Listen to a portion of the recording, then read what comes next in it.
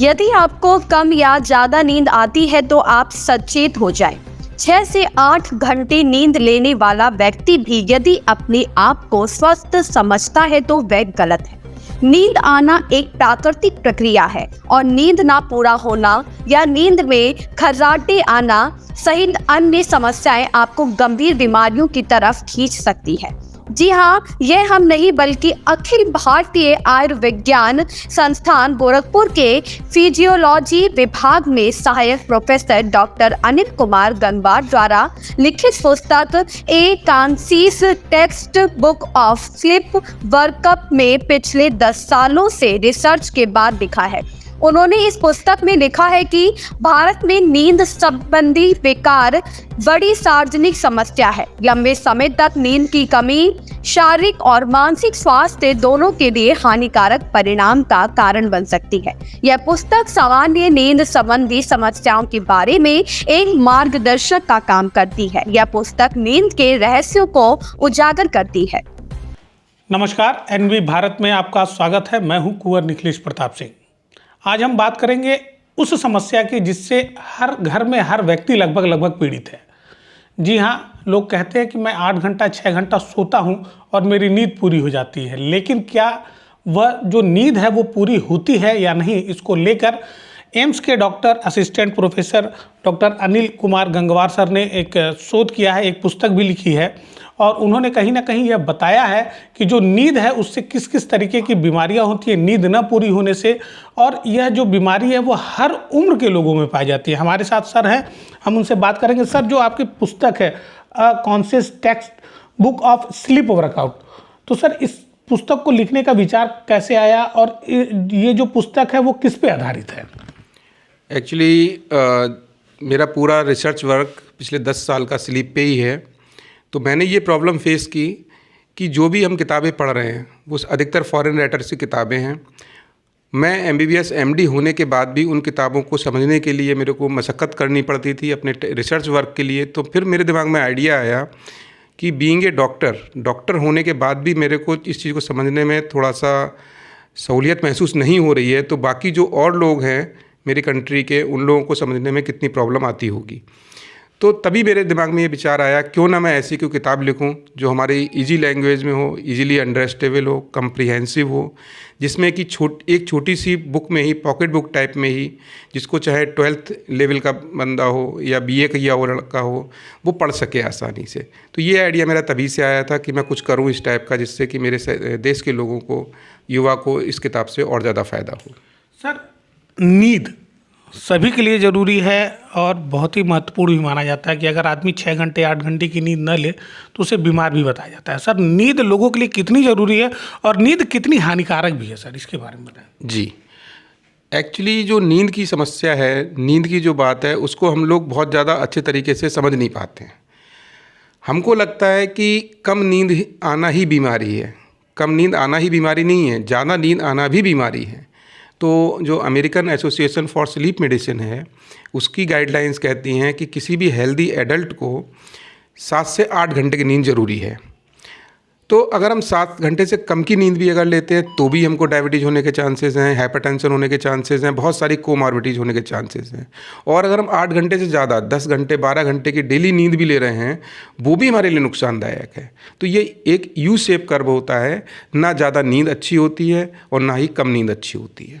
Sir, इसको लेकर sir लोगों को कैसे जागरूक करेंगे? अब आपने पुस्तक लिख दी है, ये आम लोगों तक पहुंच जाए, यह कैसे सुनिश्चित करेंगे और इस पे अभी आगे और क्या करना है? सबसे अच्छा तरीका किसी भी चीज़ को प्रमोट करने का या सोसाइटी में अवेयरनेस फैलाने का सबसे अच्छा तरीका होता है, आप जो सिटी के स्कूल्स हैं, जो वहाँ के अध्यापक लोग हैं, उनके साथ मिल के बच्चों को एजुकेट करें, क्योंकि आने वाले टाइम में वही युवा बनेंगे। जब हमारी युवा पीढ़ी समझी हुई होगी तो उसको आगे जाके वो लोग ज़्यादा लोगों को बता पाएंगे, कन्वे कर पाएंगे चीज़ों को। दूसरा तरीका ये होता है कि हम जो और पब्लिक प्लेसेस हैं उन पे जाके हम हेल्थ कैंप्स लगाएं, या जो ऑर्गेनाइजेशन है उन ऑर्गेनाइजेशन में परमिशन लेके हम वहाँ के जो स्टाफ है उनको हम चीज़ें शॉर्ट टर्म में छोटा सा CME टाइप का 1-2 लेक्चर टाइप का करके हम उनको मोटिवेट करें। तो यही एक उचित माध्यम है। बाकी तो आप कितना भी कोशिश कर लीजिए, मोटिवेट कर लीजिए, बहुत ही मुश्किल होता है किसी भी सोसाइटी में नई चीज़ लाने के लिए। सर, नींद न पूरी होने से सर किन किन गंभीर बीमारियों का खतरा बना रहता है?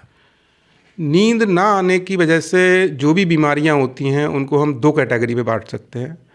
पहली कैटेगरी तो है कि हम एक्यूट, कि हमको 2 दिन से नींद नहीं आई है, तो उस केस में क्या होगा कि आपका दिमाग काम नहीं कर रहा होगा, जिसको हम बोलते हैं decline in cognitive function science की भाषा में, या फिर सिर में दर्द हो रहा होगा, या फिर वो डिसीजन नहीं ले पा रहा होगा। मान लीजिए बैंक में जॉब करते हैं, वो क्लरिकल ग्रेड में है या जो भी ग्रेड में काम करते हैं, बैंक का जॉब तो बहुत ही फाइनेंशियली कॉम्प्लिकेटेड जॉब होता है, तो वो वहाँ पर जो कॉम्प्लिकेटेड वर्क है वो नहीं कर पा रहा होगा, कैलकुलेशन वाला पार्ट नहीं कर पा रहा होगा। तो ये तो हो गए शॉर्ट टर्म इफ़ेक्ट। लेकिन अगर बहुत टाइम तक अगर आपकी नींद ख़राब चल रही है तो उसकी वजह से आपको बहुत सारे कार्डियो मेटाबॉलिक डिसऑर्डर हो जाएंगे, लाइक जैसे आपको MI का चांस रहेगा, हार्ट अटैक जिसको हम बोल रहे हैं, या फिर लॉन्ग टर्म में आपको शुगर की बीमारी भी हो सकती है, या फिर स्ट्रोक के चांसेस भी रहते हैं।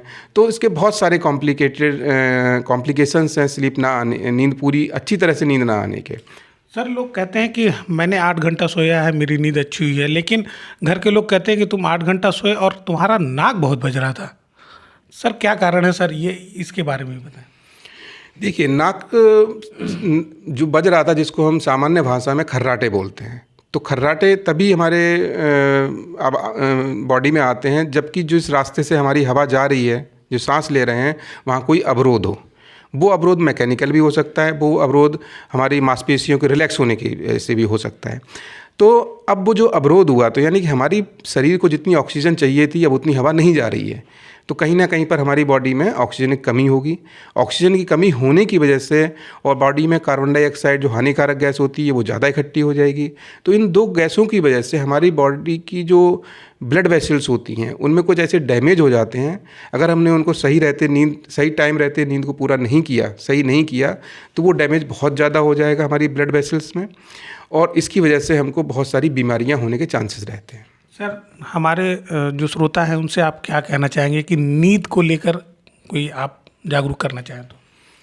नींद को लेके बस मैं यही कहना चाहूँगा कि आप जो श्रोता, सब आजकल सभी श्रोताओं के पास में जहाँ तक है कि स्मार्टफोन अवेलेबल रहता है, हर एक के पास होगा, वो लोग केवल गूगल करके एक कीवर्ड डालें, व्हाट इज़ स्लीप हाइजीन। जैसे ही वो स्लीप हाइजीन वर्ड डालेंगे तो 7 से 8 पॉइंट निकल के आ जाएंगे गूगल के थ्रू कि ये चीज़ हमको करनी चाहिए। जैसे सोने से 3 घंटे पहले आपको कोई ऐसा खाद्य पदार्थ नहीं लेना है, पेय पदार्थ नहीं लेना है जिसमें निकोटिन हो, या सोने से पहले आपको कोई भी शराब या मदिरा का कोई सेवन नहीं करना है। इस पूरी खबर के पीछे NV भारत का यह प्रयास है कि जो लोग भी अपने आप को स्वस्थ मानते हैं वो कहीं ना कहीं इन बातों को ध्यान से सुने और देखें कि आखिरकार उनकी नींद पूरी होती है या नहीं। अगर नींद नहीं पूरी होती है तो आने वाले समय में वह गंभीर बीमारियों की चपेट में आ सकते हैं, और यह बीमारी ना ही उम्र देखती है और ना ही शरीर देखता है। NV भारत के लिए गोरखपुर से निखिलेश प्रताप सिंह।